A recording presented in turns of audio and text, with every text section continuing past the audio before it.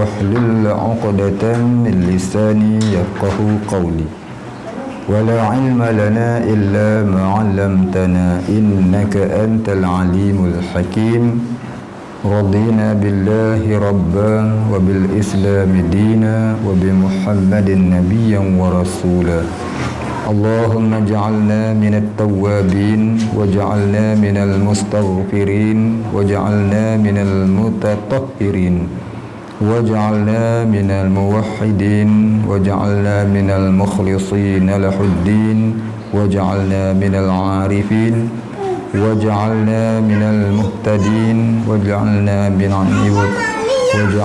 من عبادك الصالحين واجعلنا من المتقين اللهم أحينا بحياة العلماء وأمتنا بموت الشهداء آمين يا رب العالمين. Kita sambung dulu kat mana?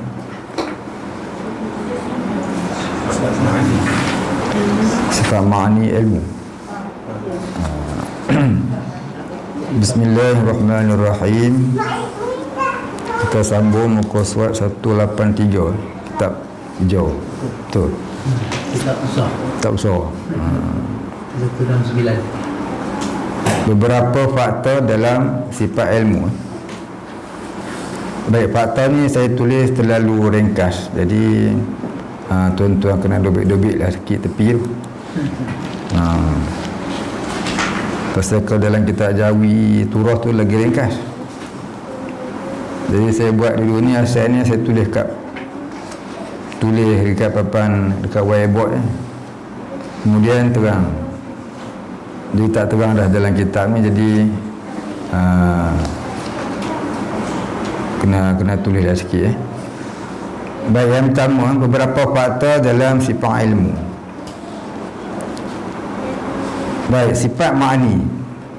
Yang ni sifat ilmu ni termasuk dalam golongan sifat ma'ani, kategori sifat ma'ani. Apa dia sifat ma'ani? Sifat ma'ani ni maqama binafsih, sifat yang ada pada zat Allah Ta'ala. Jadi sifat yang ada pada sifat 20 yang kita muzakarah ni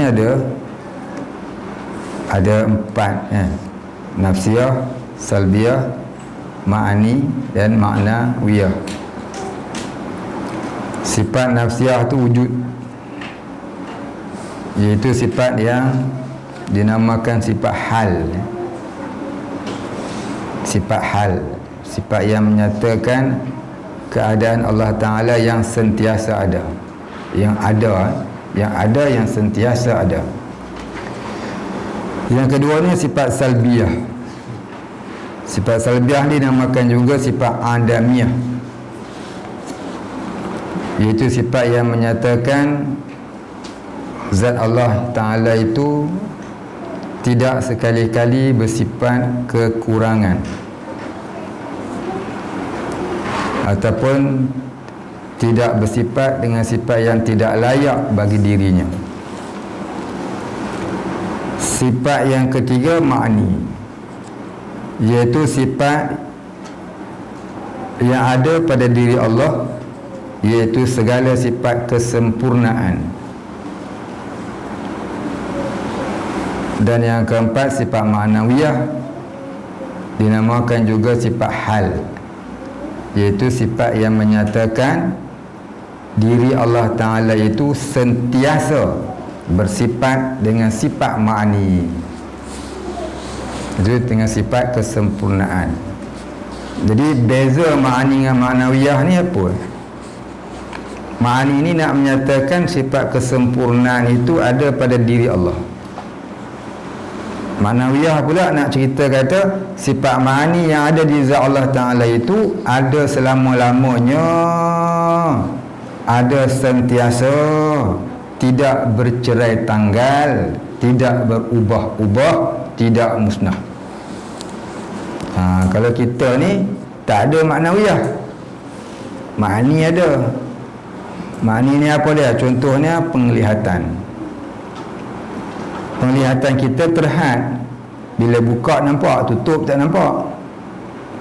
Betul. Kalau tidur lagi tak nampak. Kemudian nampak depan, belakang tak nampak, tepi tak nampak, kena paling boleh tengok pun nampak. Atas tak nampak, kena langut pun nampak. Bawah tak nampak, kena tunduk pun nampak. Jadi penglihatan kita tu tidak ada maknawiyah. Maknawiyah ni maknanya sentiasa dalam penglihatan yang inkishaf, tak tersembunyi sesuatu pun dari penglihatan Allah. Tu kata maknawiyah ni makhluk tak ada, ma'ani ada. Ya. Baik. Jadi sifat ma'ani ni iaitu sifat yang menyatakan sifat yang ada pada diri Allah. Dia tak cerita lagi sifat itu ada sentiasa ke tidak. Kalau maknawiyah, kaunuhu aliman, keadaannya yang sentiasa bersifat pengetahuan. Maknanya ada sifat itu qadim, lagi azali, lagi baqin, ya, lagi kekal, tak berubah-ubah, tak bercerai tanggai dari zatnya. Baik. Umpama kita nak kata ma'ani dengan ma'nawiyah ni macam mana Contoh dia macam kita tengok lampu. Lampu tu warnanya putih, kita kata. Putih itu ma'ani. Sentiasa berwarna putih, ma'nawiyah. Yang kita tengok tu ma'ani ke ma'nawiyah? Ma'ani. Ma'nawiyah tak nampak. Ma'nawiyah ni cuma boleh dipaham dengan akal. Dia hanya maujud pada zihin, tidak maujud pada kharij. Tapi kalau ma'ani maujud pada zihin dan maujud pada kharij. Maknanya boleh diterima dengan akal dan boleh dilihat dengan mata kepala. Tapi kalau sifat ma'nawiyah tak dapat dilihat, cuma boleh dipaham sahaja. Ya. Baik. Kita sambung Yang pertama ilmu. Ilmu artinya pengetahuan. Ejo dia ni betul tak tahu. Hari ni satu pelajar saya ni, dia yang tulis tulis Jawi ni. Dia minta saya, dia nak tolong tulis Jawi. Dah orang apa, saya bagi je lah. Tu yang jadi buku ni sampai terbalik-balik pun ada. Gaya bunyi sudah lah, kalau salah tu. Dan mudah-mudahan dapatlah juga pahala asalkan bunyi boleh baca Baik, yang pertama ni ilmu, artinya pengetahuan. Ini asal yang dibuat Jawi ni, dulu ni saya tulis buku Rumi. Mula-mula buat 1000, habis ada permintaan lagi, saya buat lagi 1000, habis tu. Lepas tu ada orang minta lagi, saya malas nak buat. Ada dah kawan ni, dia Bilal Masjid Bukit Canggang, RTB Bukit Canggang. Dia duduk belajar dengan saya. Jadi dia kata dia minta nak buat Jawi. Nanti ustaz boleh cetak Jawi pula. Itulah bagi Jawi. Dah buat-buat buku ni tak banyak lah, sikit je. Pasal apa, bukan niat nak jual pun, niat siapa-siapa nak je. Ini pun yang muslimat yang buat. Baik, sifat ma'ani artinya ilmu itu artinya pengetahuan. Kalau kita tengok dalam makna yang lain, mana kitab ni dia kata mengetahui pun ada, yang maha mengetahui pun ada. Baik, itu asal makna ilmu tu pengetahuan. Pasal ilmu ni dia isi masdar, ilmun isi masdar, ataupun kita kata akar kata, ya, akar kata ataupun root word orang panggil kata terbitan. Dia kata terbitan dia ada dan an dia apa, di awal dan di ujung dia. Jadi asal makna ilmu ialah pengetahuan. Kalau mengetahui ini dia bukan isim masdar, bukan makna bagi isim masdar, dia hasil bagi sifat ilmu. Hasil ni mana tu bekas dia dia jadi mengetahui tu, dia jadi PL lah, PL mudhari ya, bukan isim masdar. Ada pula yang gugur makna ilmu ni yang maha mengetahui. Yang maha mengetahui itu diri Allah itu ya, yang maha mengetahui diri Allah tu, ampunya, Tuhan punya badan. Ya, kita panggil pengetahuan, kita panggil yang maha mengetahui atau pengetahui. Jadi yang maha mengetahui pengetahuan lain makna. Jadi kalau ilmun, dia bukan fi'il mudhari'. Ilmun dia bukan isim fa'il. Kalau isim fa'il yang maha mengetahui, yang punya. Ilmu ni dia isim masdar, maknanya sifat. Ilmun pengetahuan tu sifat. Dia ada sifat pengetahuan, kita kata. Kita tak kata dia ada sifat mengetahui. Kita kata dia ada sifat mengetahui, tak kena tu. Sifat mengetahui dia bukan sifat, dia hasil sifat, ataupun kita kata verbnya perbuatan. Jadi kalau dalam kitab lama-lama, kitab turas, dia bermakna pengetahuan, dia bermakna mengetahui, yang maha mengetahui, pengetahui pun ada. Jadi apa kita nak kata dalam pengertian ilmu kalam diterjemahkan dengan makna pengetahui. Kata Pak Da'il, iaitu Syekh Ismail Al-Fatani, ini guru pada guru saya, guru pada guru-guru saya. Guru saya ni ada 4 orang, 4 orang yang pernah belajar dengan Pak Da'il ni. Yang pertama almarhum Tuan Guru Haji Omar Zuhdi, Pondok Lanai. Yang keduanya Tuan Guru Haji Saleh Musa.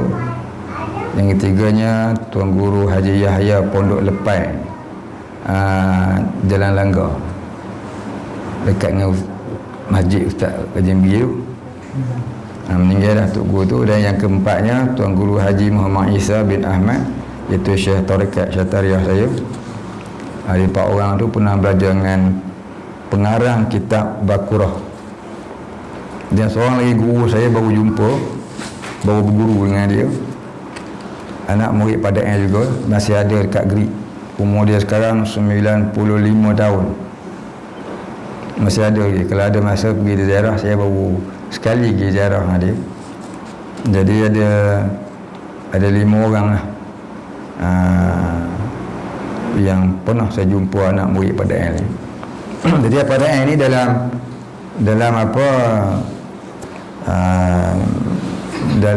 kajiannya tentang tauhid diiktiraf lah oleh ulama Nusantara sampai ke ulama Timur Tengah.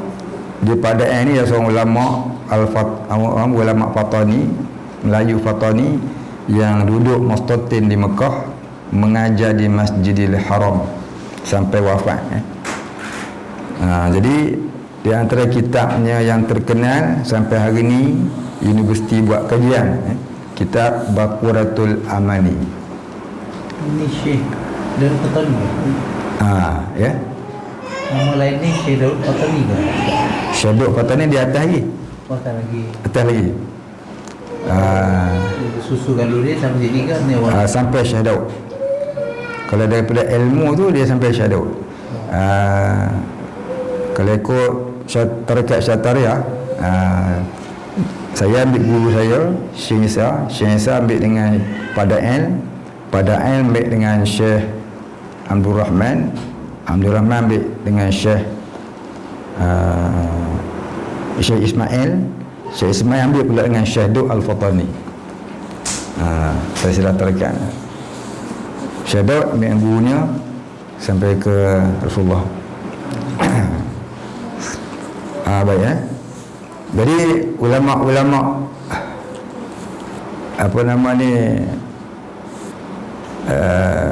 silsilah tadi itu, saya duk mengkaji kaedah mereka ni. Mereka banyak pentingkan ilmu tauhid dengan tasawuf. Baik, habis. B yang keduanya, hasil sifat.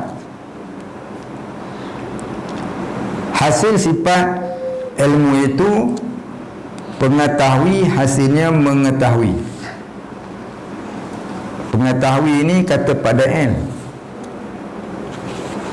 ya, terjatuh ni. Tuan-tuan kena tambah sikit kat bawah. Terjatuh.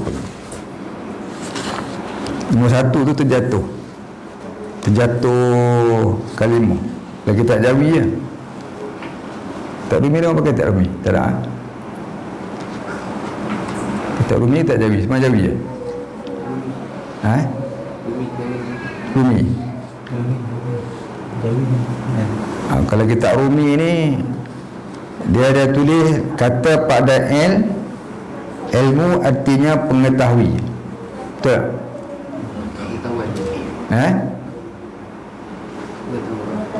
Pengetahui. Atau dalam pengertian ilmu kalam diterjemahkan dengan makna pengetahui. Baik, tambah sikit, seperti kata pada L. Itu. Tu ayat tu betul lah. Dalam pengertian ilmu kalam diterjemahkan dengan makna pengetahui seperti kata pada L. Seperti tambah seperti je. Gitu ya. Sebab pada ini Syekh Ismail Al-Qahtani di dalam kitabnya Baquratul Amani, tambah sikit. Saya baca sekali lagi ya. Dalam pengertian ilmu kalam diterjemahkan dengan makna pengetahui seperti kata Pak Dael, yakni Syekh Ismail Al-Qahtani dalam kitabnya Baquratul Amani. Spell imla ya. Spell tu imla ada. Imla'uhu.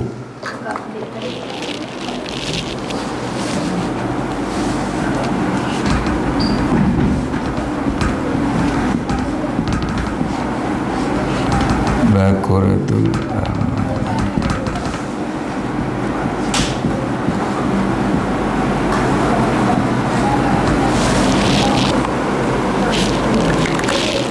Kitab yang nipis ya.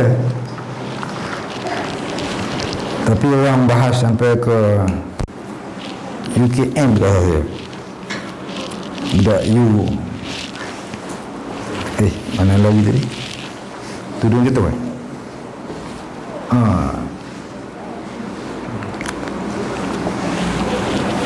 Baik sambung.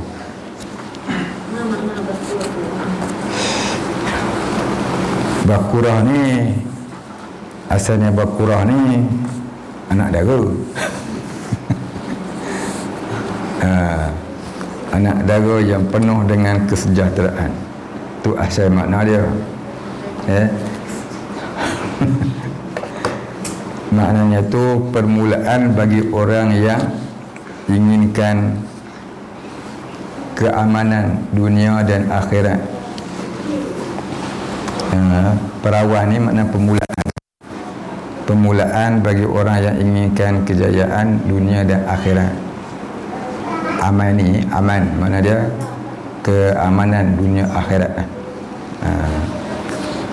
Baik, ada 2-3 makna tu Baquratul Amani.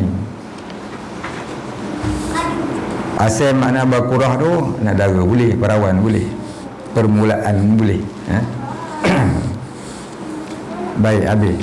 Saya baru khatamkan kitab tu di Salak Tinggi, Selangor. Bila dah khatam tak ingat. 4 bulan dah. Sampai lebih ya. Habis lama lah. Lupa. Baik. Kemudian jadi kalau baru lebih dia di hasil sifat. Pengetahui, yakni pengetahuan. Saya guna makna pengetahui ini pasal pada yang kata pengetahui. Dalam kitab Baqurah pada yang kata pengetahui, dia tak kata pengetahuan. Dalam kitab Syekh Daud dia kata mengetahui. Ya. Syekh Daud dia bermakna mengetahui. Kitab dia iaitu kitab Durus Samin contohnya. Syekh Daud banyak kitab tauhid, antaranya kitab Durus Samin. Kitab dalam kitab Durus Samin ni dia terjemahkan ilmu tu dengan mengetahui. Mengetahui dia bukan sifat, dia perbuatan. Perbuatan mengetahui. Dia mengetahui itu perbuatan. Dia mendengar perbuatan. Dia melihat itu perbuatan. Tapi kenapa dia tulis perbuatan tidak dengan makna masdar? Jangan kita kata dia salah. Jangan kita kata dia salah. Kita kata itu bahasa yang paling tepat pada zamannya. Kita sentiasa melalui perkembangan bahasa. Kita sentiasa melalui perkembangan bahasa. Barangkali zaman kita umur 12 tahun dulu, kalau sebut relevan pun kita tak faham. Tak faham relevan. Yang faham 7-Eleven boleh. Betul tak? Hari ni nak relevan cakap Melayu dah hari ni. Bukan cakap orang putih dah. Betul tak? Dah dijadikan cakap Melayu dah. Selalu kita tengok dalam surat khabar tu relevan. Ya kan dulu 7-Eleven ni. Jadi nama dia apa? Perkembangan bahasa. Dulu tak ada nasional tak ada. Ya, kita kata kebangsaan, datang nasional, kan? Itu namanya perkembangan bahasa. Jadi kita tak boleh kata dia salah. Dia lebih dulu daripada kita memahami ilmu Quran, ilmu agama, bahkan ilmu mereka menggunung. Kita ni taik kuku dia pun dah. Jadi kita nak condemn dia adalah satu perkara yang amat bodoh. Ada setengah-setengah orang mengkondem kitab-kitab Turus. Dia katanya bahasanya salah, bahasanya tak ada titik, panjang, tak ada koma pun tak ada. Anak koma di hospital banyak orang koma. Jadi kitab tu dikondem orang. Kitab Quran pun tak ada koma. Mana ada titik pun Quran tu habis itu je. Yang adanya waqah. Betul. Jadi jangan kondem kita orang lama. Nabi kata tanda-tanda nak kiamat, terbitnya orang jahil mengkritik pendapat ulama yang terdahulu tanpa dia menyedari. Siapa dia kalau tidak ada ulama terdahulu? Ulama dulu ni menggunung ilmu ni, mencapai peringkat kewalian, penuh dengan karamah. Kita nak condemn dia? Jangan. Jadi kalau kita lihat bahasa dia yang kita tak faham, kita akuilah kita jahil. Kita akui kita jahil, dan kita hidup di zaman melalui perkembangan bahasa yang zaman dia belum ada bahasa yang ada pada hari ini. Jadi itu sesuai pada zamannya. Bahkan mereka lebih arif daripada kita. Kita ni dia ikut ilmu dia pun. Kalau dia tak kerang kita pun dia tahu. Jangan jadi macam setengah-setengah orang mentang-mentang dia ada degree besar-besar, dia condemnnya ulama-ulama dulu, dia condemnya Syekh Daud, dia condemnya Tuan Minat, dia condemnya Padaan ni. Jangan kita jadi lagu tu. Baik, patutnya kita mengenang jasa mereka. Kalau tiada mereka, tiadalah kita. Baik, habis. Jadi pengetahui hasilnya mengetahui. Apa maksud pengetahui hasilnya mengetahui? Iaitu sifat pengetahuan itu darinya keluarlah pekerjaannya mengetahui. Contohnya sifat penebang. Sifat penebangan yang ada pada penebang menghasilkan menebang. Sifat pendengaran yang ada pada pendengar menghasilnya mendengar. Boleh? Sifat penglihatan yang ada pada pelihat menghasilkan melihat. Gitulah. Yang ketiga ni tempat ta'aluk. Apa dia ta'aluk ni? Ta'aluk ni kalau dalam kitab Jawi lama dia tulis menuntut sifat kepada pekerjaan yang lebih. Apa maksud menuntut sifat kepada pekerjaan yang lebih? Saya dulu bawa kitab jumpa Tok Guru. Saya jumpa kata, saya tak faham maksud ayat ni tuan. Tolong terang sikit. Menuntut sifat kepada pekerjaan yang lebih ni bukan saya seorang tak faham ni. Pasal saya tanya orang lama pun tak faham. Jadi saya dulu direct je untuk guru dia, tapi saya pergi rumah dia. Zaman dulu tak ada telefon, WhatsApp tak main lah. Handphone mendadak, telefon mendadak. Dia pergi rumah malam-malam, bawa lah kitab masa dia pergi. Jadi dia suruh saya tulis. Maksud ta'aluk ialah pekerjaan sifat ma'ni. Tulis faham. Payah sangat nak faham tadi tu. Dalam kitab lama dia tulis menuntut sifat kepada pekerjaan yang lebih. Tengoklah kitab turas mana pun dia tulis lagu tu. Menuntut sifat kepada pekerjaan yang lebih. Kitab Sirajul Huda ke, Baqaratul Amani ke, ataupun kitab Durrul Samin, Aqidatul Najin, Hidayatul Mutafakkirin, Faridatul Faraid, Bidayatul Hidayah, yang seumpama dengannya, yang kita Jawi Tauhid ni. Dia kata ta'aluk itu ialah menuntut sifat kepada pekerjaan yang lebih. Maka kita nak bagi mudah faham, ta'aluk itu ialah pekerjaan sifat ma'ni. Contohnya kita kata penglihatan, ta'aluknya melihat. Itulah ta'aluk dia, melihat pekerjaan dia. Kalau sifat pendengaran, ta'aluk dia mendengar. Jadi hasil sifat hasil sifat ni dia cuma mengetahui.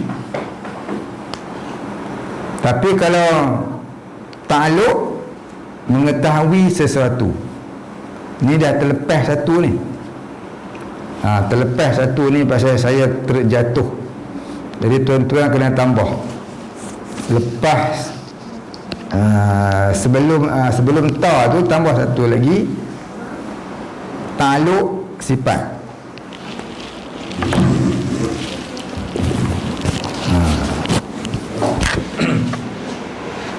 Lepas bawah tu tu lagi satu.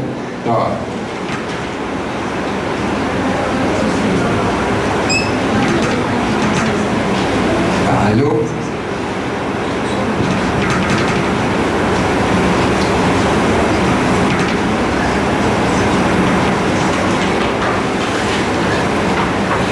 dia ta'aluk nak bunyi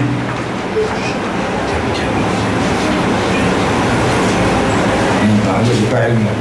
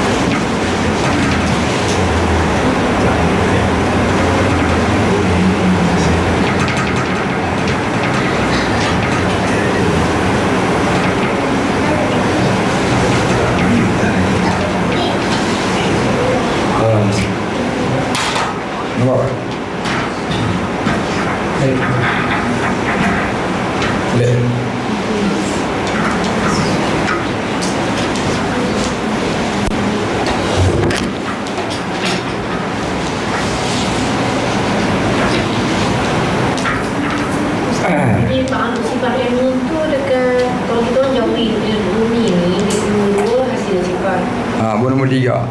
Tiba tempat ta'aluknya. Tempat ta'aluk tu pun mempat. Tempat ta'aluk ni mempat. Mempat nama ta'aluknya. Itulah. Nombor 5. Nombor 4 tu jadi nombor 5 lah. Nombor 5 tu jadi nombor 6. Nombor 3 ni ya. Ta ni. Oh ni okey. Lepas hasil sifat tu, ta'alluq sifat pula. Dia semua tu lain-lain baik.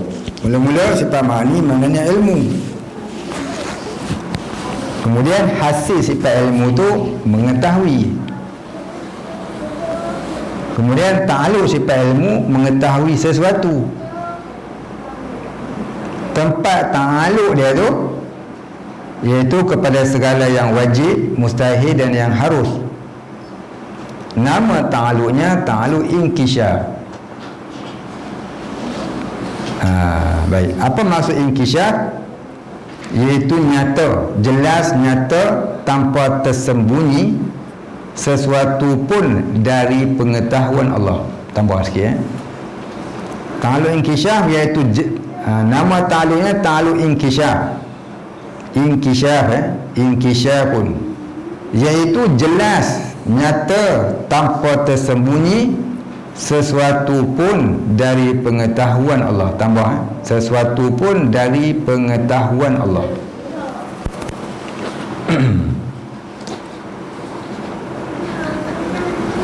Baik, tempat ta'alluq tu nak cerita. Tempat ta'alluq iaitu tempat pekerjaan sifat ilmu. Tempat ta'alluq maknanya tempat pekerjaan sifat ilmu.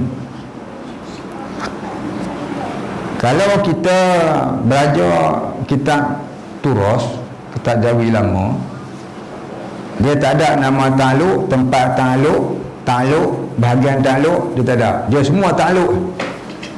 Betul tak? Siapa pernah ngaji kitab Jawi, dia tahu.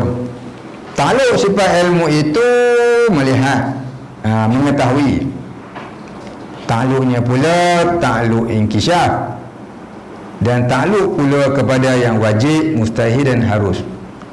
Dan ta'alluqnya pula ta'alluq tanjizi qadim. Semua ta'alluq. Jadi bila semua ta'alluq, orang tanya sifat ilmu ta'alluqnya apa? Dia jawab semua. Ta'alluqnya mengetahui. Ta'alluqnya juga mengetahui sesuatu. Ta'alluqnya juga kepada yang wajib, mustahil dan harus. Ta'alluqnya juga ta'alluq inkishaf, dan ta'alluqnya juga ta'alluq tanjizi qadim. Kena jawab semua. Dalam kitab Jawi memang dia tulis lagu tu. Ya. Jadi dulu masa saya mengaji tauhid, tok guru saya tolong huraikan sikit. Jadi dia buah makna nama-nama dia. Ta'alluq ni ada pertamanya makna ta'alluq. Ilmu ta'alluqnya ilmu hasilnya mengetahui. Ilmu ta'alluqnya mengetahui sesuatu. Kemudian barulah tempat ta'alluq. Tempat ta'alluq iaitu tempat pekerjaan. Tempat pekerjaan sifat ilmu itu, iaitu kepada segala yang wajib. Apa dia yang wajib? Iaitu segala sifat kesempurnaan Allah. Allah mengetahui kepada segala sifat-sifatnya yang tak terhingga banyaknya, dan kepada yang mustahil. Yang wajib, mustahil dan harus. Koma tak ada, buat koma sendiri. Mustahil iaitu Allah juga mengetahui kepada segala perkara yang mustahil, iaitu perkara yang mesti tiada pada dirinya. Wajib ni perkara yang mesti ada pada dirinya. Mustahil ni perkara yang mesti tiada pada dirinya. Itu segala sifat kekurangan. Kita belajar sifat 20, tak mustahil kan. Dan mengetahui juga kepada yang harus. Apa yang harus? Harus ni hukum kebebasan pemerintahan Allah Ta'ala yang tidak ada had dan sekatan. Itu maksud kata harus. Yang ni mulut Tok Guru saya dulu, dia kata harus itu ialah hukum kebebasan pemerintahan Allah Ta'ala yang tidak ada had dan sekatan. Apa yang Allah telah perintah? Iaitu pada mengadakan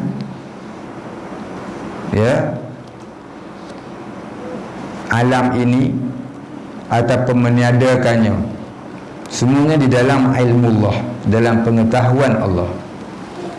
Tidak ada satu yang tersembunyi. Maka tak ada satu yang tersembunyi itu dinamakan ta'alluq inkisyaf. Maka inkisyaf tu dinamakan nama ta'alluqnya.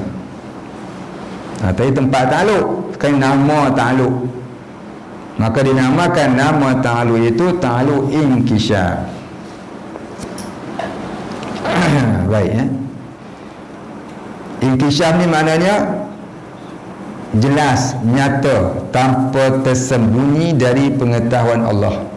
Allah mengetahui secara ijmali dan secara tafsili.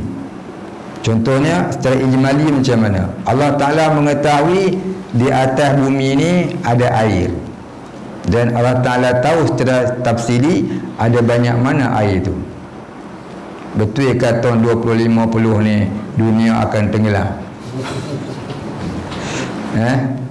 Singapura dah buat benteng lah. Buat benteng ada kot 10 kaki tak sampai. Jepun buat buat dekat 30 kaki pun tsunami langgar naik habis. Dia buat ada kot 10 kaki tak sampai. Ya, tukar ke Kalimantan itu Mas Joko kata nak tukar dalam perancangan. Belum diputuskan dah, tapi tak tahu lah bila. Pasal dia takut Pulau Jawa ni bakal tenggelam. Tapi alasan dia pasal terlalu sesak. Dia tak sebutlah bakal tenggelam. Mereka terlalu terdesak, terlalu penuh. Memang sesak sungguh Jakarta. Sesak sungguh. Baik. Itu namanya ta'alluq inkisyaf. Kita tak ada ta'alluq inkisyaf. Ta'alluq inkisyaf ni ada 3. Ilmu, sama, basar. Ilmu, sama, basar ni ta'alluqnya inkisyaf. Baik, yang seterusnya bahagian ta'alluq, iaitu ta'alluq tanjizil qadim. Apa maksud ta'alluq tanjizil qadim? Iaitu nyata pada Allah Ta'ala tiap-tiap sesuatu pada azali dan selamanya. Maknanya Allah Ta'ala mengetahui sesuatu itu sejak azali sampailah selama-lamanya. Itu maksud kata tanjizil qadim ni. Allah dah tahu masa azali lagi apa nak berlaku. Allah dah tahu. Allah yang plan dalam ta'alluq iradat, maka tentulah Allah juga tahu dalam masa azali. Allah buat plan bukan dimulakan dengan tiada. Plan Allah ni dia qadim. Mengetahui Allah pun dia qadim.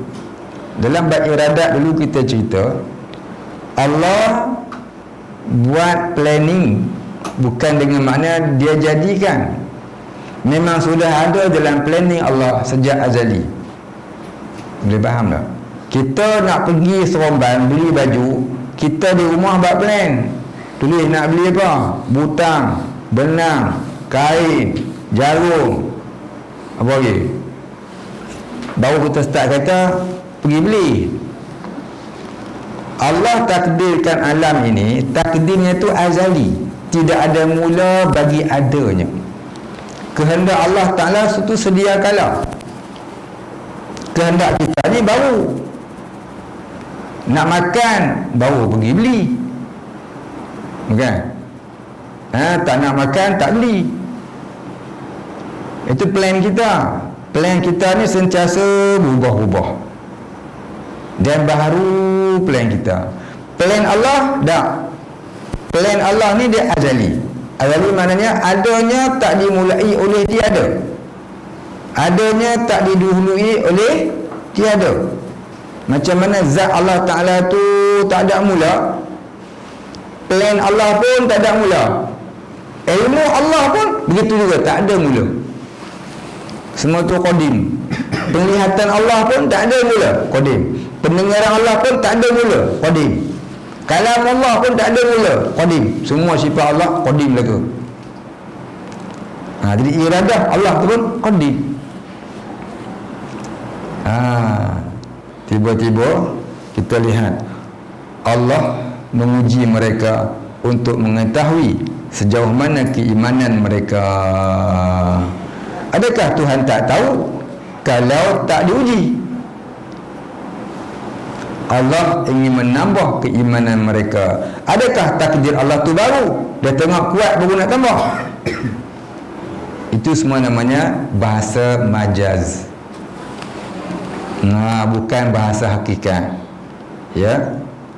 Itu bukan bahasa hakikat, itu bahasa majaz. Bahasa pada menyatakan syariat. Allah suruh kita beribadah. Ya. Bukan hakikat. Hakikatnya siapa beribadah sudah tertakdir pada azali. Siapa tak beribadah pun sudah tertakdir pada azali.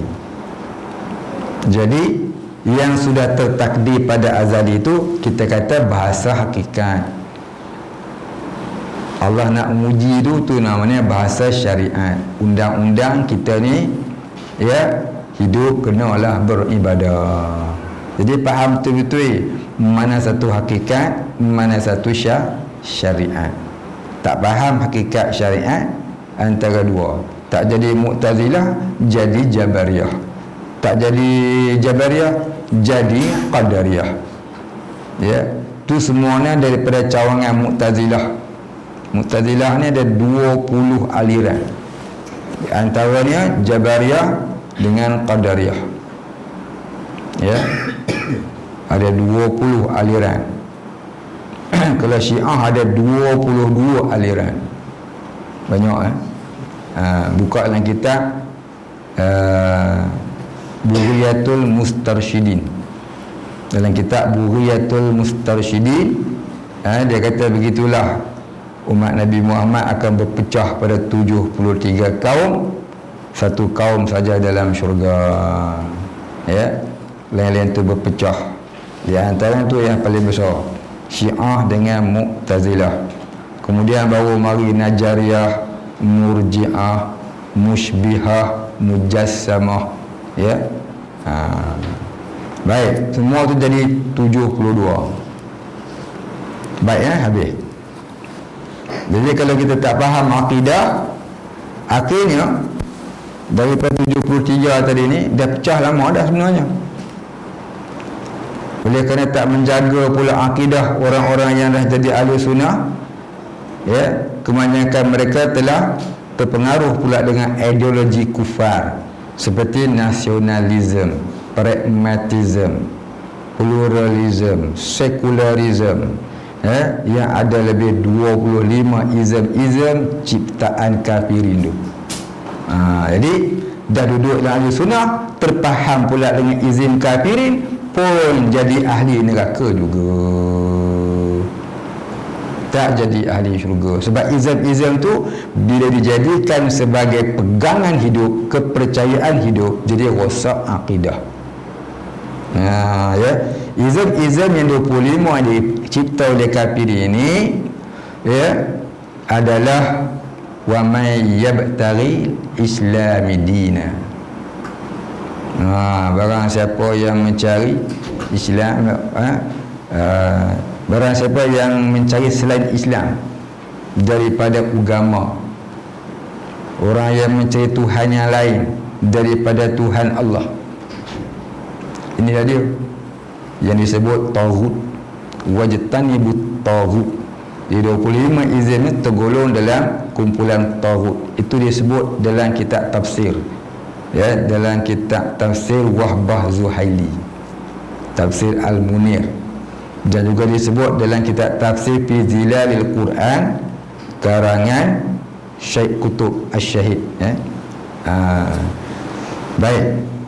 Jadi bila kita tidak ada pegangan akidah yang kukuh, itulah jadi Islam, mengaku ahli sunnah, pemikirannya pluralism. Yang paling teruk pemikirannya komunism. Itu paling teruk sekali, paling tak boleh pakai betul je. Tapi serban tak perlu. Belajar ahli sunnah wal jamaah, i'tikad Asy'ariyah Maturidiyah, tapi bawa satu izm yang lain dalam kehidupan.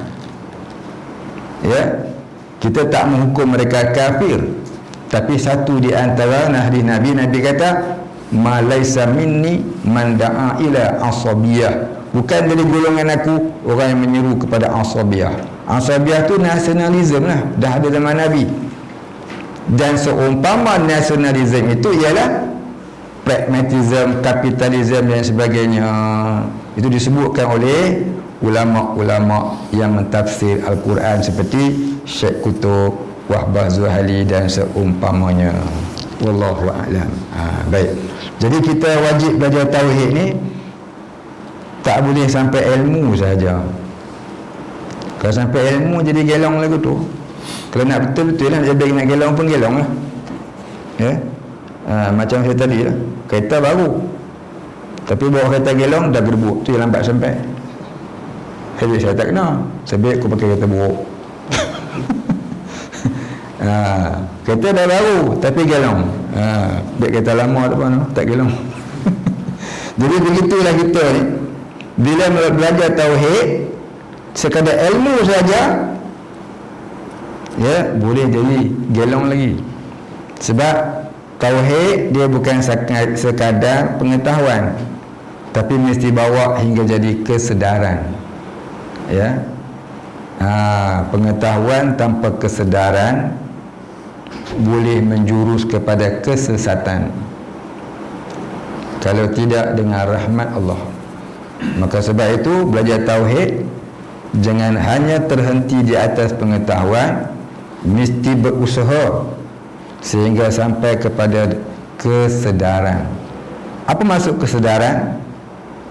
Kesedaran tu begini. Kesedaran tu kita kata, kita baca Quran pernah tak dengar kata seluruh isi Al-Quran itu di dalam Al-Fatihah? Pernah dengar? Apa maksud itu? Seluruh isi Al-Fatihah di dalam Bismillah, seluruh isi Bismillah dalam ba-nya, seluruh isi ba dalam titik. Apa makna titik tu? Titik tu ialah bikana makana wa biyakunu ma yakun. Telah ada barang yang ada dan lagi akan ada barang yang akan ada. Semuanya di dalam kekuasaan Allah. Dulu pun Allah yang jadikan, sekarang pun Allah yang jadikan, yang akan datang pun Allah yang jadikan. Tu kata bismillahi. Dengan nama Allah, maknanya dengan keizinan dan limpah kurnia Allah, terjadinya sesuatu yang dijadikan oleh Allah. Itu maksud kata ba tu, titik pada ba, iaitu bikana makana wa biyakunu ma yakun. Telah ada barang yang telah ada dijadikan oleh Allah, lagi akan datang ada dijadikan juga oleh Allah. Jadi titik itu kita bawa dalam sembahyang. Apa dia? Titik pandangan mata. Kita sembahyang, mata kita mandang mana? Mandang kepada tempat sujud. Jadi bila kita mandang pada tempat sujud, jangan dipejam, makruh. Sunat kita buka. Kita buka mata kepala supaya terbuka mata hati. Mata kepala memandang tempat sujud pada titik sujud, mata hati memandang pada yang satu. Qul huwallahu ahad. Nampak? Jadi bila mata hati sudah ada ruh tauhid, mata hati bila sudah ada ruh tauhid, dia akan jadi qul huwallahu ahad. Apabila terjadi pertemuan Allahus samad, maka memandanglah ia Allah yang menjadi tempat tumpuan sekalian makhluk. Jadi bila kita sembahyang tu, sunat kita jangan pejam mata, tengok pada titik sujud, simbolik kepada ainul basirah, kita hati ingat Allah yang satu. Sebab tu tempat sujud makruh ada warna-warni. Dalam hadis Nabi, satu ketika Nabi balik rumah Aisyah radhiyallahu anha. Aisyah ni tahu dah. Ni kalau Nabi dia balik, dia akan masuk dalam bilik, tu dia sembahyang. Oh, ni perangai Nabi. Nabi berhenti mana pun dia sembahyang. Berhenti unta pun dia sembahyang lu. Sampai rumah sembahyang lu. Kita sampai rumah buka tudung lu. Tudung meja, makan empok dah. Tumpoyak malah habis. Tu dulu. Nabi dah, dia masuk dalam bilik dia sembahyang dulu. Ini kerja Nabi, perangai Nabi, sifat Nabi, sunnah Nabi. Dia pergi mana-mana, dia berhenti sembahyang dulu. Ini yang kita tak boleh buat. Kita tak terbuat macam Nabi. Sahabat-sahabat tak terbuat macam Nabi. Kita lagi lah, sebab Nabi sentiasa wuduk. Ya. Kita ni biasa. Jadi Nabi masuk bilik nak sembahyang, Nabi tengok tempat menghadapnya itu ada langsir. Langsir ada gambar-gambar warna-warni.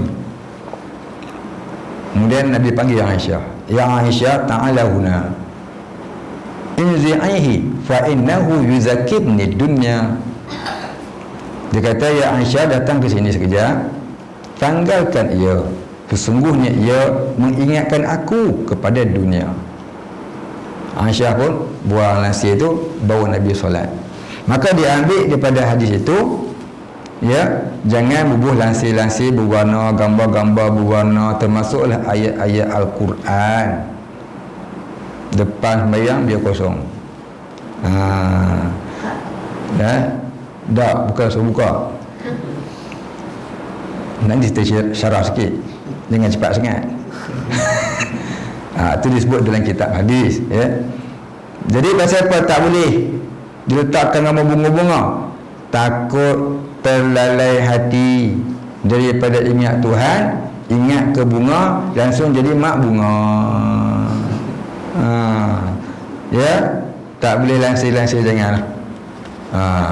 Baik, ayat Quran, takut teringat pada keindahan Quran, terpaku pada keindahannya, tak ingat Tuhan. Kalau boleh ingat Tuhan, tak apa. Macam bulan puasa, orang nak baca sembahyang tarawih pakai nak khatam 30 juzuk kan, hubung Quran, dia baca, letak Quran pasal nak baca, itu sunat bagi orang yang tidak tahfiz, makruh bagi tahfiz. Ya, orang dah hafal Quran masih nak tengok Quran masa dalam sembahyang, makruh. Tapi orang yang tidak hafal Quran, sunat. Pasal apa? Nak memanjangkan solat. Jadi tak apalah kalau nak baca, ataupun kita letak ayat Quran depan kita, pasal apa? Pasal kita nak baca dalam sembahyang, takut kita lupa. Semata-mata buat perhiasan tu jadi makruh. Semata-mata buat perhiasan depan sembahyang, belakang tak apa, atas tak apa. Ya, Sayyidina Ali kata, ya, gantungkan khat-khat di rumah kamu. Sesungguhnya khat itu ada 42 jenis. Itu kata Sayyidina Ali karamallahu wajhah. Di kita diperintahkan gantung khat di rumah. Di masjid tidak disuruh, di rumah. Itu kata Sayyidina Ali. Kita hari ni di masjid tu je khat saja, 50,000, 100,000 orang akan baca. Mengindahkan masjid yang macam tu tak digalakkan sebenarnya. Sila buka dalam kitab Bajuri, ataupun dalam kitab Fatawal Hadisiyah bagi Imam Ibn Hajar. Jadi orang hari ini dah terlantik AJK yang bila ustaz mengajar dia orang balik. Kita nak perhabis di masjid, banyak program-program yang lebih penting daripada duk mengindahkan masjid. Buatlah program-program masyarakat supaya datang orang ke masjid, selalu panggil penceramah, buat kenduri biar orang datang. Gantung orang banyak-banyak, puluh-puluh ribu orang bukan datang tengok. Ya, kita tak maulah kata dia membagi, tapi guna tu tak kena cara lah. Ada lebih yang penting tak dibuat. Gunakan harta wakaf ni patutnya pergi mengaji dululah pengurusan harta wakaf. Ya, ni tak mengaji jadi dah bodoh. Jadi orang yang pegang jawatan kat masjid dia kena faham buat hadir masjid ni jangan senang-senang nak buat kolam ikan, landscape. Tak boleh. Ya. Nak hias masjid yang tak ada keperluan kepada ahli qaryah tak boleh. Pentingkan apa keperluan qaryah. Ahli qaryah tak datang masjid, ahli qaryah tak datang surau besar. Macam mana nak buat? Guna duit tu untuk program tu. Ni dah pergi buat mengindahkan masjid, buat ikon. Lagi buat ikon orang tak datang. Ingat tu buat datang ni. Baik. Kita tak mahu cerita tu pekah, tak mahu masuk tu baik. Jadi apabila kita sembahyang, bila Nabi nak sembahyang tadi, Nabi suruh tanggalkan tu. Tapi gambar-gambar yang boleh melalaikan. Kalau gambar tak melalaikan, tak apa yang boleh melalaikan. Tapi Nabi suruh buang. Dan satu lagi, satu kisah Nabi bersama dengan seorang sahabat namanya Abu Hurairah. Satu ketika Nabi masuk dalam kemah nak sembahyang. Nabi lihat tempatnya kata setengah dalam masjid, kata setengah dalam kemah. Nabi nak sembahyang, tempat sembahyang Nabi itu diletak satu sejadah yang ada warna-warni. Jadi Nabi panggil Abu Hurairah, kata salah ingatan saya. Dia ambil, dia lipat-lipat, dia bagi pada Abu Hurairah, kalau tak salah ingatan satu Abu Hurairah. Dia kata, berikan kain ini kepada Abu Jahmi.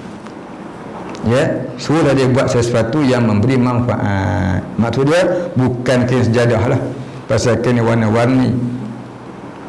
Jadi dia boleh yuzakibni dunia, mengingati aku kepada dunia.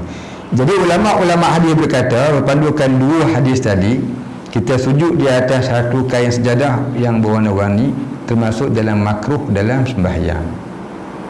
Jadi tempat sujud tu jangan ada warna-warna lah. Jadi satu kaedah nak bagi orang lalai ni, beli kain sejadah warna-warni. Dalam Ihya Ulumuddin, Imam Ghazali kata, andai kata kita masuk ke masjid, sejadahnya berwarna-warni, dan bila memandang kepadanya teringat kita kepada dunia, tak kala itu sunat pula pejam mata. Itu kata Imam Ghazali dalam Ihya Ulumuddin. Jadi kalau kita lihat kepada beberapa fakta tadi, ya, kain sejadah eloklah tidak ada warna-warna dan tidak ada gambar langsung. Itu yang paling afdal lah. Ya. Boleh buka dalam kitab hadis Syama'il Tirmizi, ataupun ada juga dalam huraian kitab Bahrul Mazi jilid yang kedua, ketiga saya ingat. Dan juga ada dalam kitab Pekah Melayu, kita Sabilal Muhtadi. Dia cerita tentang tu ya.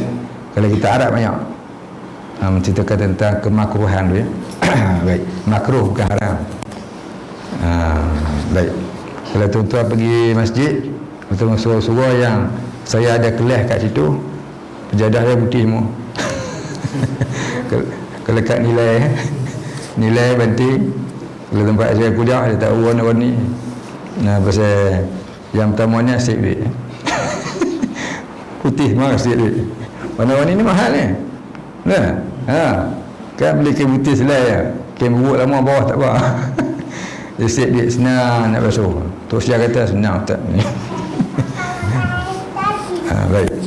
Lagi pun dia sunnah, Nabi suka uhibbul bayda, aku suka yang putih. Ya. Baik. Jadi yang warna-warni ini buat apa nak? Jangan buang pula. Ya, ubuh kain putih atas dia. Tutup warna tu saja. Gambar-gambar tu kan. Jadi apa hikmahnya? Hikmahnya supaya mata kepala melihat titik pada tempat sujud bagi membuka titik mata hati syuhud akan Allah. Itu hikmahnya, tidak ada warna-warni dan gambar. Ya. Cuba kita lihat bulan puasa. Kalau sejadah tu ada pokok kelapa dengan buah dia. Oh mak, maya zuhur pula. Kelapa pandan lah aku ni. Baik baik, itu kata titik ba. Kisah titik ba dia bawa pada ma'rifatullah. Baik, kita sambung sikit.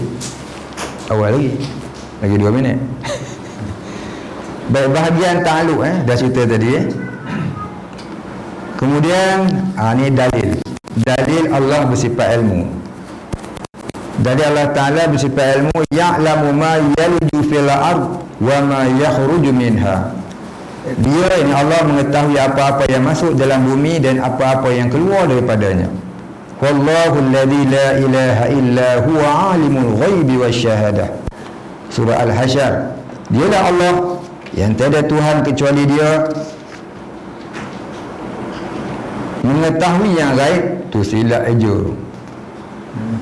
Ma'atahui tu dah. Kadang-kadang tu betul. Hak ni betul lah. Mengetahui yang gaib dan yang nyata. Tolong betul ya. Baik, habis. Masuk sifat ayat. Sifat ayat tu buat garis sikit. Tak ada nampak apa langsung tajuk. Baik, habis. Jadi kita ni wajib kita tahu akan makna-makna setiap sifat Allah Ta'ala ni. Bukan sekadar mengetahui, tapi hingga timbul kesedaran. Kalau kita lihat, bila kita tahu, bila kita rasa tahu, jangan rasa kita tahu. Pandang Allah yang maha mengetahui. Aku jahil. Bila kita tak tahu satu-satu perkara, maka pandang bukan aku yang tahu, Allah yang maha mengetahui. Aku ni tempat tajalli pengetahuan Allah, tempat kenyataan pengetahuan Allah. Aku ni hanya dalil sahaja, bukti Tuhan tu yang maha mengetahui. Ya. Contoh dia guna. Contoh dia guni. Satu orang tu dia pandai buat rumah. Kalau dia seorang-seorang dia duduk cokoh je, orang tak tahu dia ni apa kelebihan. Tapi bila dia dah mula buat rumah lawa, maka orang panggil apa dia? Tukang rumah yang pandai membina. Ya.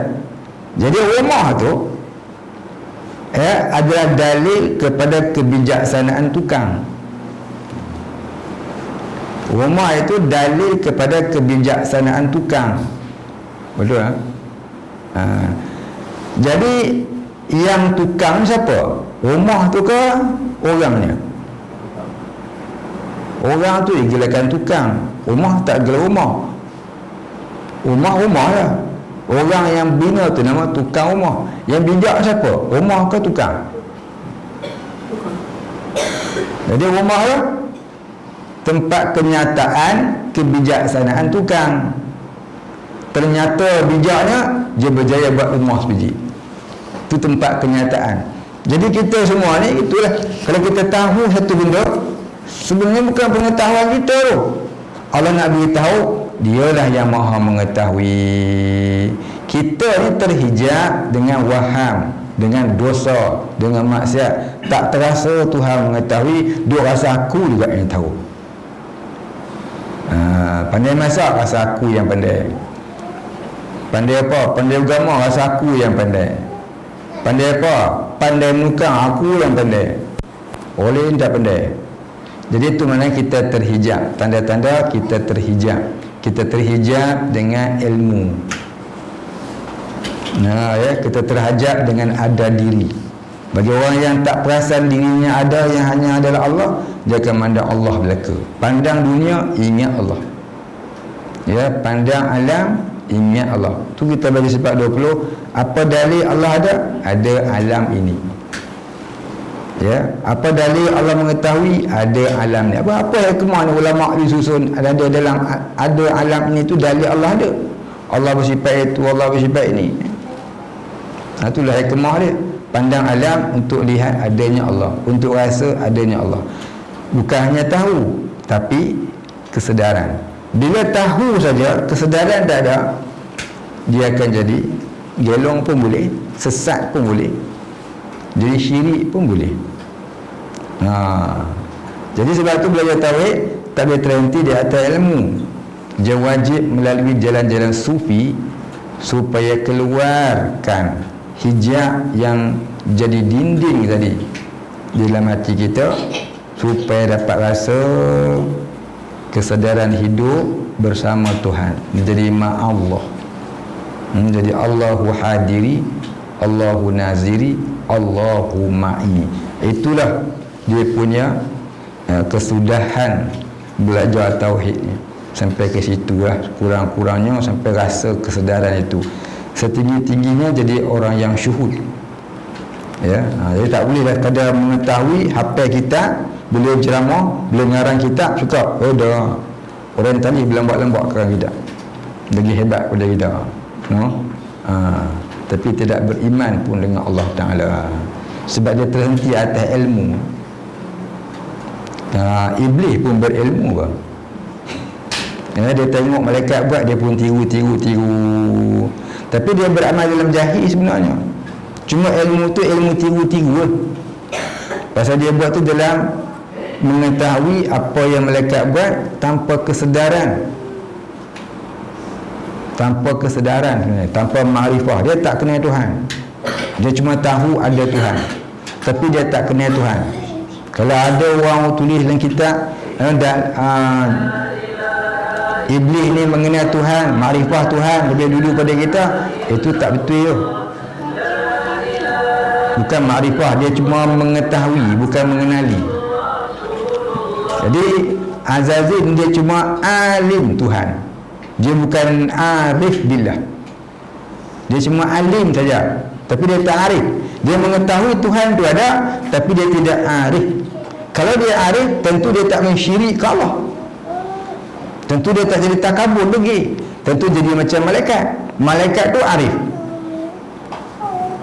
Azazil ni tidak arif, dia cuma alim. Dia tahu Tuhan tu ada sebab dia duduk kawan dengan malaikat. Bila dia tahu Tuhan jadikan satu makhluk bernama Adam lebih mulia pada dia, dia mula jadi timing badak. Aba wastakbara wa kana minal kafirin. Jadi iblis dia tak kenal Tuhan, dia cuma tahu. Kalau kita kata tahu saja, tak kenal, maka tak cinta. Ya, tahu je tapi tak kenal, maka dia tak kasih pada Allah. Dia tak kasih, dia akan syirik pun dia boleh buat. Macam iblis tadi lah. Itulah cerita dia. Baik, jadi kesimpulan dia dalam bab ilmu dan sifat-sifat dalam sifat ma'ani ni, kita kena tahu yang dibicarakan dalam ilmu tauhid dalam sifat ma'ani, itu dah 7 perkara tadi ya. Sifat ma'ani itu namanya apa? Ilmu pengetahuan, hasil sifatnya mengetahui, ta'aluk sifatnya mengetahui sesuatu, tempat ta'aluknya, tempat ta'aluk sifat ilmu ni wajib, mustahil dan harus. Kemudian nama ta'aluknya ta'aluk inkishaf, bahagian ta'aluknya tanjizi qadim, iaitu Allah Ta'ala mengetahui pada azali lagi. Mengetahui Allah tak didahului oleh jahil. Macam mana takdir dululah. Baik, habis kita wallahu a'lam. Ada nak tanya?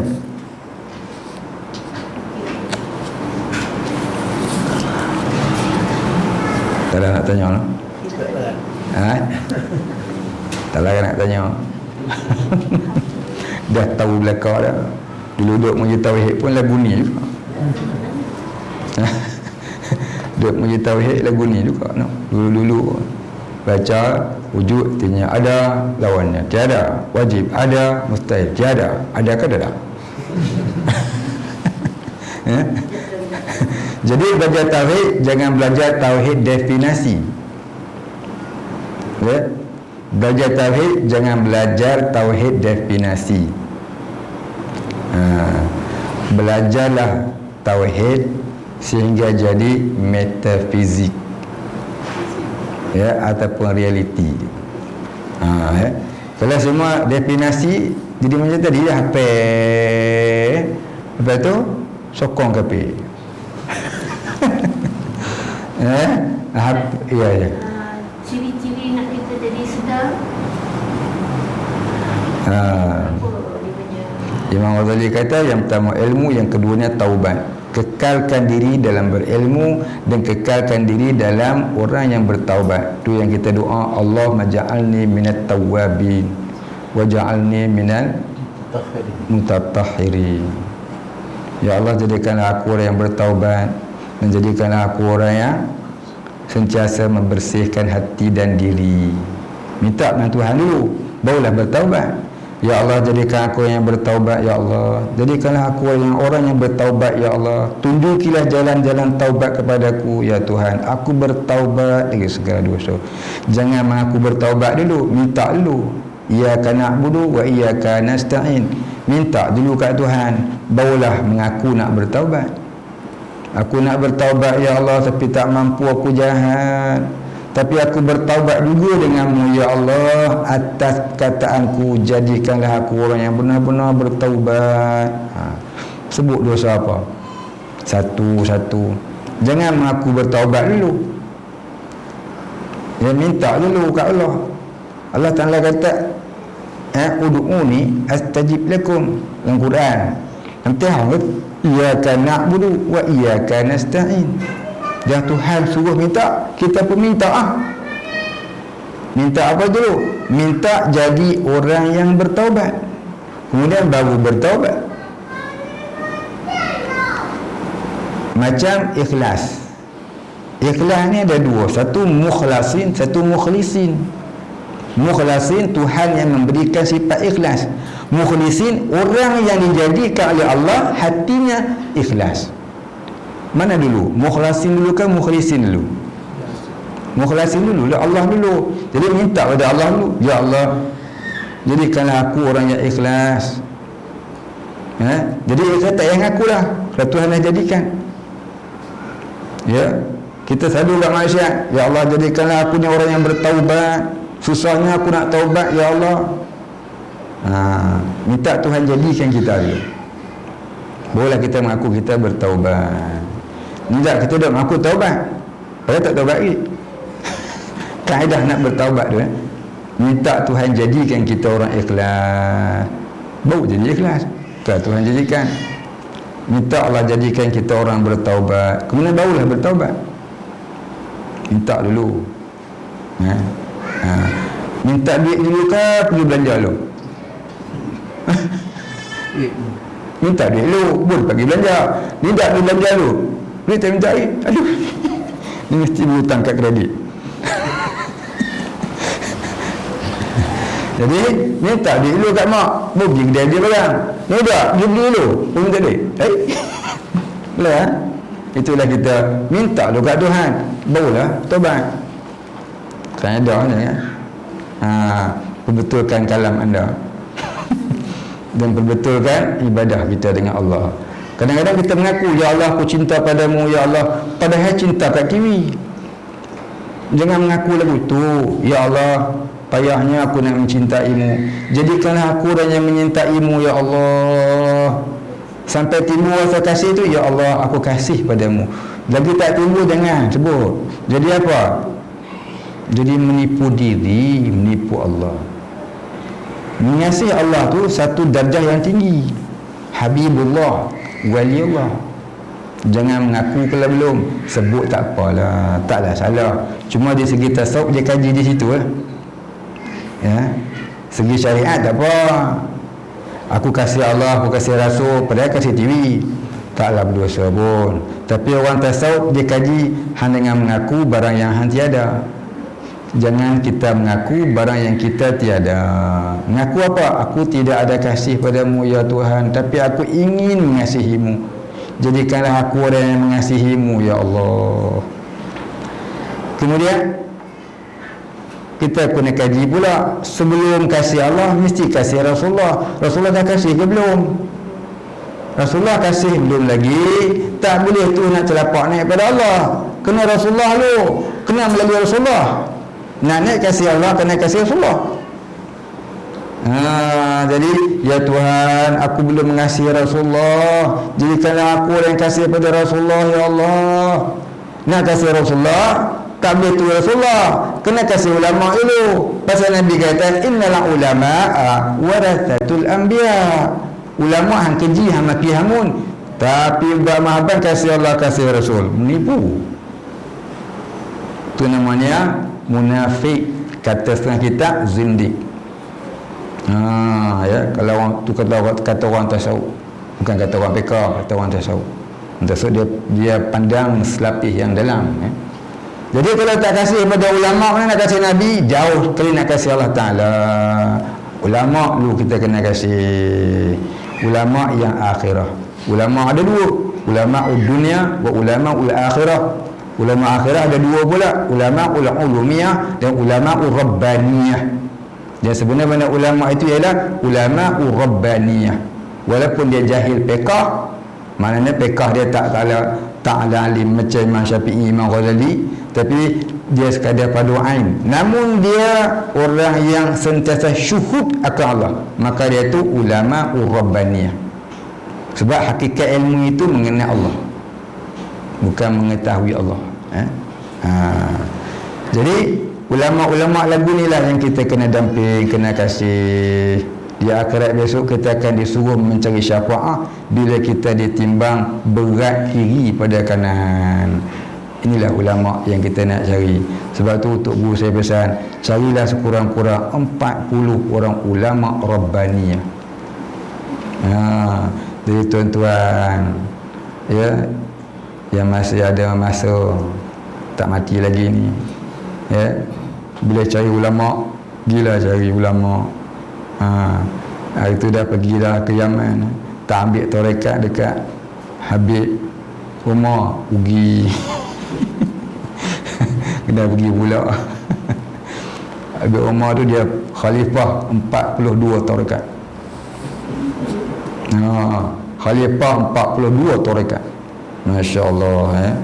Kemudian dia hafaz 100,000 hadis, ya. Jadi orang yang hafal 100,000 hadis ni, Nabi kata siapa hafal 40 hadis dukhulul jannah. Dia bukan 40, 100,000, ya. Jadi saya syurkan orang ambil banyak ni, kalau nak ambil tarekat, pergi ambil dengan Habib Umar.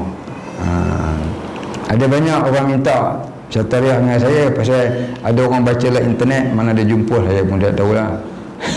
Dalam internet tu dia tulis saya dilantik oleh jemaah Syatariah jadi khalifah tarekat Syatariah, pimpinan Syekh Isa Ansarullah zon selatan.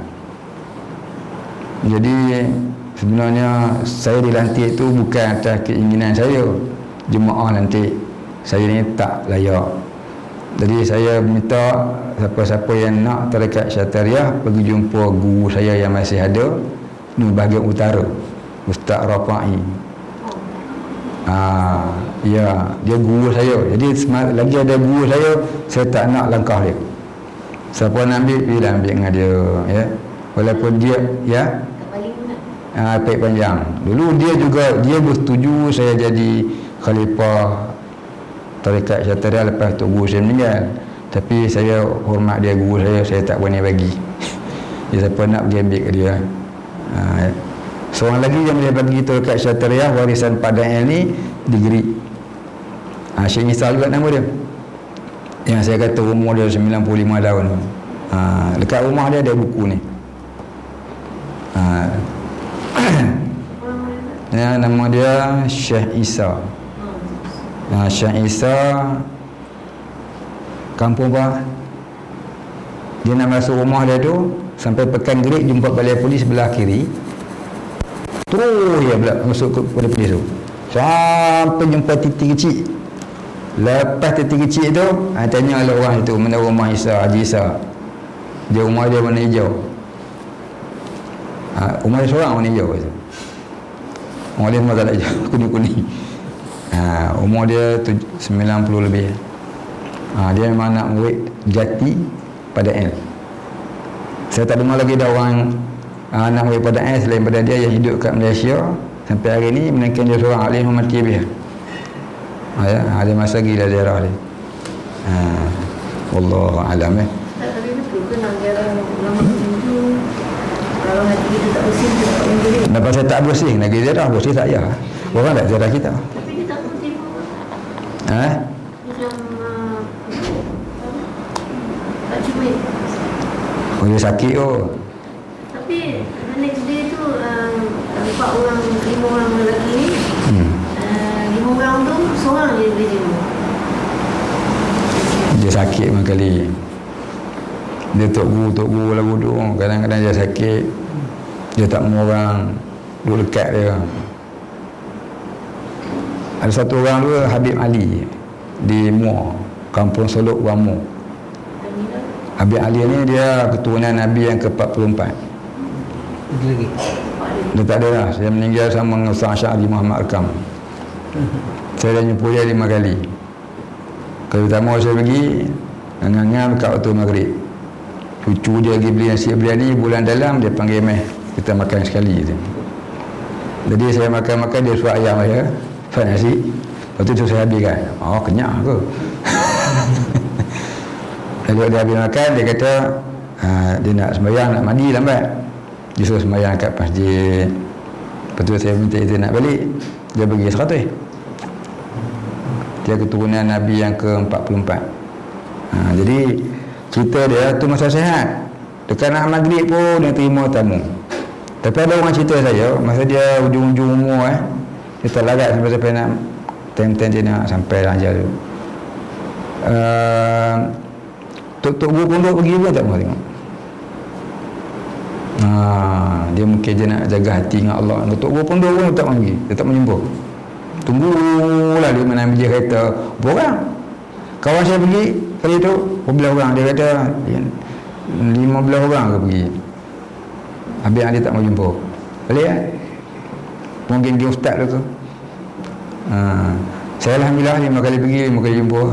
Lepas saya pun pergi ngam-ngam time dia sihat. Kata tok guru saya, kena ajaran alim ulama ni baca Asmaul Husna, kirimkan kat dia supaya sihat, baru nak jumpa kita. Lepas tu hantar-hantar kena kutuk, kenapa? Saya ke lagi dengan Pak Cumik memang tak handling lalu kena kutuk dia. Aduh hai. PPP dia bagi kitab Fathul Raham, Futuhatul Makiyah, tak suruh baca. Baca? Dah kasar suruh lah. Tersilap baca mungkin. InsyaAllah baca Asmaul Husna itu pesanan alim ulama lah. Kalau kita nak jumpa alim ulama baca Asmaul Husna sekali, kemudian bayangkan muka dia ataupun nama dia, minta Allah Ta'ala sampaikan pahala bacaan tu kepada si ulama yang kita nak ziarah, supaya hati dia lembut nak jumpa kita walaupun dia sakit sekalipun. Mudah-mudahan saya jumpa Ki Arwani, dia dah lumpuh, tidur hutan, siapa pun dia tak mau jumpa masa saya pergi tahun 90. Tapi bila anak dia kata ada satu pelajar baru dari Malaysia, dia tulis harap ke anak dia. Maksud dia tu apa saya tak tahu. Tu anak dia pergi, dia kata Kiai Mbah Arwani ingin bertemu. Saya pergi jumpa dia, dia salam, cuci tangan, dia siap, dia buat didudukkan atas bangku kursi roda, ambil gambar. Lepas tu bila saya cerita kat kawan saya ni gambar Kiai Mbah Arwani, dia kata yang dia orang tahu Kiai Mbah Arwani ni dah bertahun-tahun tak nak jumpa orang. Tapi saya baca Asmaul Husna, pesan untuk guru saya. Ya. Mudah-mudahan disampaikan hajat. Nanti nak pergi Yaman ah. Janganlah tak ambil tarekat dengan Habib Umar ruginya ya. Kebanyak ulama-ulama dunia kata dia wali Allah. Saya tak tuduh, saya tak tahu. Ulama-ulama di dunia kata dia wali Allah. Baik ya, di Indonesia masih banyak lagi ulama-ulama yang wali Allah. Malaysia pun ada. Carilah sendiri. Buat semai syakarah biar Allah Ta'ala tunjuk kan. InsyaAllah kita berhenti kemudian katanya hayat. Wallahu a'lam. Al-Fatihah. Bismillahirrahmanirrahim. Alhamdulillahi rabbil alamin. Ar-Rahmanir Rahim. Maliki yawmiddin. Iyyaka na'budu wa iyyaka nasta'in. Ihdinas siratal mustaqim. صراط الذين أنعمت عليهم غير المغضوب عليهم ولا الضالين بسم الله الرحمن الرحيم الحمد لله رب العالمين والصلاة والسلام على أشرف الأنبياء والمرسلين وعلى آله وصحبه أجمعين اللهم اغفر لنا ذنوبنا وارحمنا وأنت الغفور الرحيم اللهم اغفر لنا ذنوبنا ولوالدينا وارحمهم كما ربيانا صغارا ولمشايخنا وللمسلمين أجمعين برحمتك يا أرحم الراحمين اللهم نور قلوبنا بنور معرفتك يا فتاح يا رزاق افتح لنا فتحا قريبا كما فتحته على أنبيائك وأوليائك وعبادك الصالحين وصلى الله على سيدنا محمد وعلى آله وصحبه أجمعين سبحان ربك رب العزة عما يصفون سلام على المرسلين والحمد لله رب العالمين تقبل الله منا ومنكم